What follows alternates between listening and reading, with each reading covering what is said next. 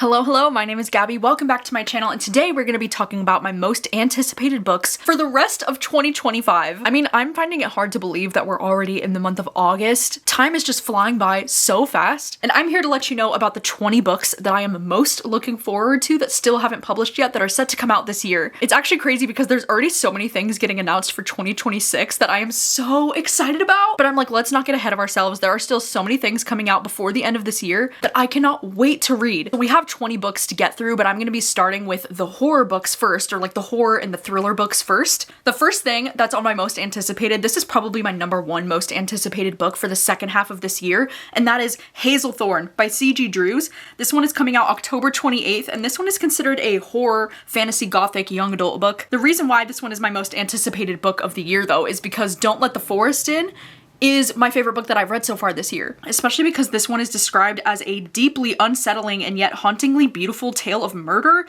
and botanical body horror. You know, I really do love the body horror stuff, like that's one of my favorite subgenres of horror, so I am just so curious about this one. And like Don't Let the Forest In, I'm pretty sure this one is queer as well, and we're following these two boys. This one is taking place on the Hazelthornne estate, and it says he has 3 rules. It says he can never leave the estate, he can never go into the gardens, and most importantly, he can never again be left alone with Byron's charming, underachieving grandson, Laurie. It already sounds like there's gonna be some tension there, dude. I can't wait. I will literally read anything C.J. Drews writes at this point after how much I love Don't Let the Forest In, so I cannot wait to read this, and look at how good of reviews it's getting so far. Alright, next up on the list is this one called Breathe In, Bleed Out by Brian Macaulay, and this one's actually coming out September 2nd. I just recently heard about this book actually because my friend Brittany was reading it. You know, this one really grabbed me right away because it says it's compared to Midsummer and Scream. I don't know if I'm saying that right. Is it Midsummer or Midsommar? Midsummer? I'm not too sure how to say that, but comparing this book to Scream has me so intrigued. It says we're following this girl Hannah who's been running from her demons ever since she emerged from a harrowing wilderness trip with her fiance. No one knows exactly what happened the day Ben died, and Hannah would like to keep it that way, even if his ghost still haunts her with vivid waking nightmares that are ruining her life. So when her friend group gets an exclusive invitation to a restorative spiritual retreat in Joshua Tree, Hannah reluctantly agrees in search of a fresh start. It says this peaceful journey of self-discovery quickly descends into a violent fight for self-preservation when a mysterious killer starts picking off retreat attendees in increasingly gruesome ways. It just sounds like it's going to be a really fun, like, slasher, thriller, horror type of book, and I can't wait to read it. Alright, next up we have Nowhere Burning by Catriona Ward, and this one, okay, I'm so confused. On the bottom here, it says it's expected in October 2025, but then on the top, it says expected February 2026, so I'm not actually sure when this one's going to be coming out. Maybe this one's going to be coming out October 7th in like some places, but then it's not going to be published by Tor until next year, so I don't really know when we're going to get this book, but I'm just so excited about it. I think I've even talked about this book already before. Perfect for fans of Riley Sager and the hit series Yellow Jackets. Like, what the heck? Comparing this book to Riley Sager and Yellow Jackets just immediately has me intrigued. Now, Catriona Ward is the author of so many incredible horror books, especially The Last House on Needless Street is one that I really loved, and so I am just so excited to check out this new book whenever it comes out. And then I also put this Darcy Coates on here, How Bad Things Can Get. This one's coming out at the end of August, so it's coming out pretty soon, and this one is described as a horror thriller mystery book. It says it was supposed to be the party of the century. It says when an online influencer and several hundred of his most loyal fans land on Prosperity Island, the plan is simple: 5 days of elaborate games, drinking, and suntan fun. We follow this character who is the only survivor of an infamous cult. And it says, but then the true history of the island is revealed, along with its sinister connection to Ruth's past. As guests go missing and games turn deadly, Ruth and the rest of the attendees are forced to question whether they've really been invited to paradise, or whether something much darker and far bloodier is waiting for them just beyond the bonfire's light. This sounds like it could be fun. You know, like, Darcy Coates has not always been a success with me. Like, I've definitely had a few misses from her, but I also have had a book that I've given 4 stars to Darcy Coates before, so I'm really excited to check out this one. I like the vibes of it. It feels like it's going to be like a fun summer island vibe kind of book. And then we have 13 Months Haunted by Jimmy Giuliano. This is one that I have talked about time and time again, and this one actually does publish August 12th, which this book might already be out by the time that I'm posting this video. So this is from the author of Dead 11, which was like one of my favorite horror books, and it says it's about a unique haunting in the early 2000s. I love that we're following this woman named Piper, who is a public library clerk. And there's this younger girl named Avery who's like kind of strange. Like, she thinks she's a little bit weird. It says there are rumors, the whispers Piper hears from the kids in the hallways, that her mother is a witch. Her sister and father were killed by something supernatural and a strange virus killed them. Oh, this is one that I'm just so excited about. I think it's gonna be so much fun. And I love the 2000s nostalgia. Like, I need more horror books like this. Okay, next up we have this one called Itch by Gemma Amor. This one's coming out October 9th. And this one, like, oh my god, the cover really freaks me out. Like, I love how close it is to her eyeball and the way, like, little tiny bugs look like they're crawling out of her eye. Oh my god, it freaks me out. It says that we're following this character, Josie. It says her hopes of a fresh start are horribly derailed when she stumbles across a dead woman's decaying body in the woods.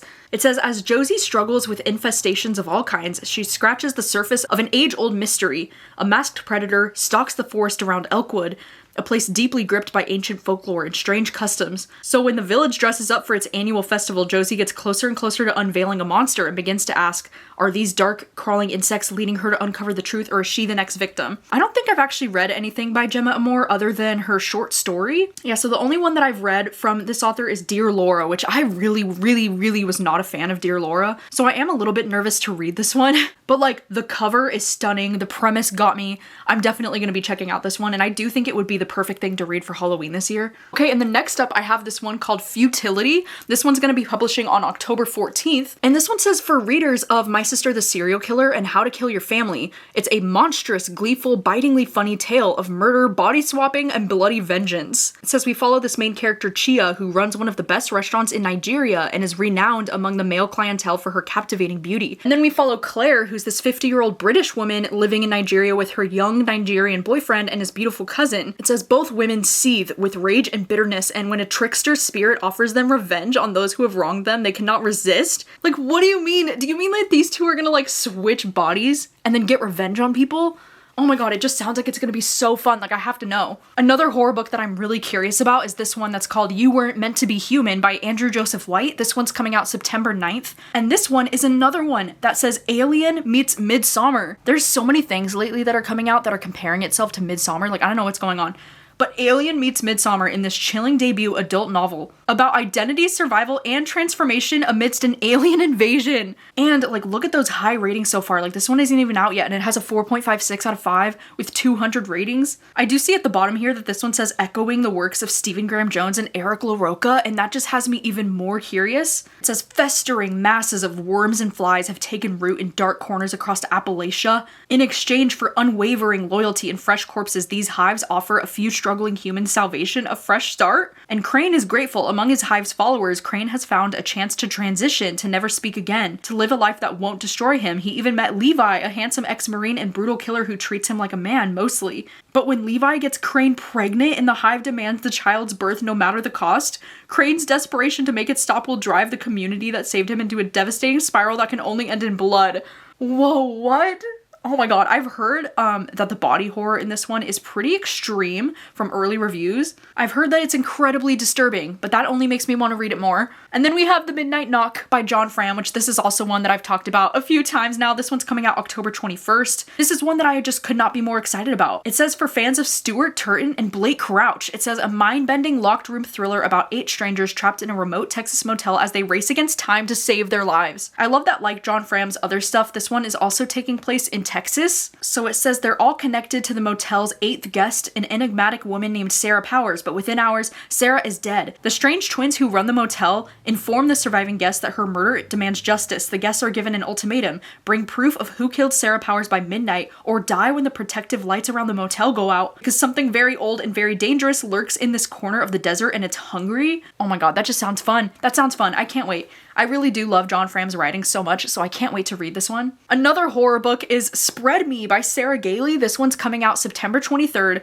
and Sarah Gailey is the author of both Just Like Home and The Echo Wife, which are 2 books that I really enjoyed. So this is one that I'm really excited about. Also, it looks like it's only 208 pages, so I love that it's going to be a short one. It says Spread Me is a darkly seductive tale of survival. After a routine probe at a research station turns deadly when the team discovers a strange specimen in search of a warm place to stay. Oh my god. Just by the cover alone, like, I am getting such freaky vibes from this one. We're following Kinsey, who has the perfect job as the team lead in a remote research outpost. It says when her crew discovers a mysterious specimen buried deep in the sand, she breaks quarantine and brings it into the lab. But the longer it's inside, the more her carefully controlled life begins to unravel. Oh my god, it sounds so creepy. This sounds like a Parasite type of horror where like something's gonna go into the body.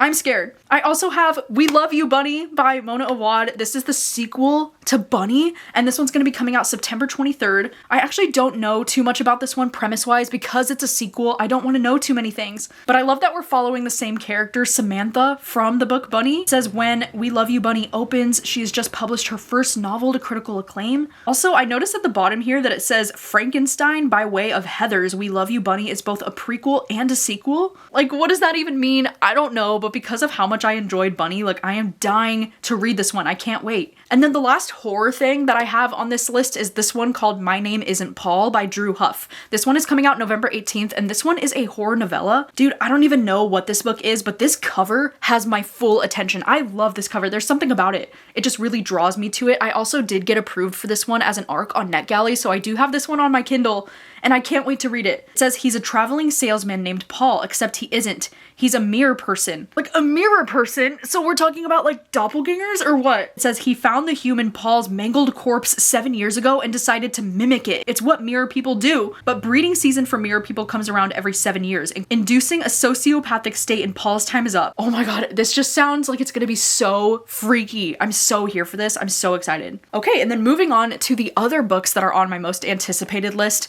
The rest of these are all just like fiction books, romance books. We have some sci-fi, a few other kinds of things. The first one is this one called Paliver by Brian Washington. The main reason why I'm excited to read this one is because I have enjoyed a book from Brian Washington before. Wow, Brian Washington's written a few things. I have not gotten around to all of these, but I read Memorial a few years ago and I remember really enjoying it and loving the writing in it a lot. But this is one that I'm especially excited to read because it takes place in Tokyo, in Japan. It says, in Tokyo, the son works as an English tutor, drinking his nights away with his friends at a gay bar. He's entangled in a sexual relationship with a married man, and while he has built a chosen family in Japan, he is estranged from his family in Houston. Then in the weeks leading up to Christmas, 10 years since they've last seen each other, the mother arrives uninvited on his doorstep. It just sounds like it's going to be one of those really beautiful, moving novels about family and about finding yourself. I just really love the way that Brian Washington writes, and I love that it's queer. I plan to read this one soon. Okay, this is one that I just recently heard about that I added to my most anticipated because the premise, oh my god, it sounds amazing. It's called The Merge by Grace Walker. This one's coming out November 6th, and it's a sci-fi novel. It says a thrilling and ominously prophetic debut set in a world when Earth and its resources have been pushed to the breaking point, giving rise to a revolutionary and highly controversial procedure in which two people's consciousness can be combined to exist in one body. Oh my god, does this not sound like Immaculate Conception by Ling Ling Huang? Like, I loved the idea of that book, and I just didn't love the writing and like the characters in that one, so I'm hoping that this one is a similar concept and a similar vibe. And I also think it's really interesting that one of the main characters that we're following is this character named Lori, who's 65 and living with Alzheimer's. It says, faced with the reality of losing her forever, Amelia signs them up to take part in the world's first experimental merging process for Alzheimer's patients, in which Lori's ailing mind will be transferred into Amelia's healthy body, and their consciousness will be blended as one. Oh my god, it just sounds like it's gonna be so unique, so interesting. Like, this is exactly the kind of stuff that I love in sci-fi, so I can't wait to check out this book. And then next up we have this book called Next Time Will Be Our Turn, and this is actually a romance book from the same author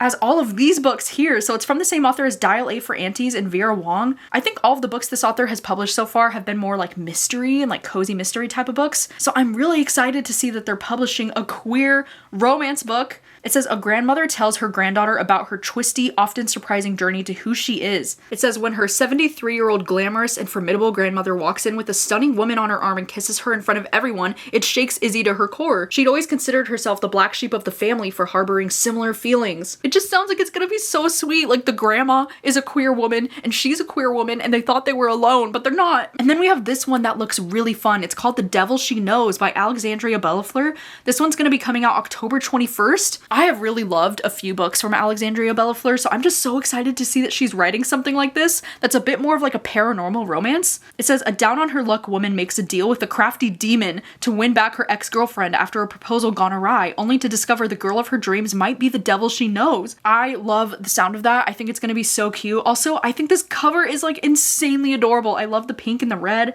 I'm just so excited to see how many of these like traditional, you know, like romance authors are writing things lately that are more like paranormal. I think that's that's so fun. And then we also have this one that's called It's Different This Time by Joss Richard. This one's going to be coming out September 30th. I think this one is a debut book, so I don't think this author's published anything before. But this one says, in this sweeping second chance romance, a twist of fate forces two former roommates to move back into their beloved New York City brownstone and face the events that led to their estrangement and confront their unresolved feelings for each other. So the reason why I'm excited for this one, I mean, obviously, like, I'm not always the biggest fan of second chance romances, but I love the roommates to lovers trope. Is like one of my favorites. And I also love books that take place in New York City. So this one really appeals to like my personal taste when it comes to things. So I can't wait to read it. I also think the cover is just so cute. It's like the perfect fall vibe. And then we have this one that I think also looks so fun. It's called The Good Vampire's Guide to Blood and Boyfriends by Jamie D'Amato. And this one's coming out in late August, August 26th. This one is a young adult vampire romance book, but the reason why I added it to my TBR is because it says Heartstopper meets Buffy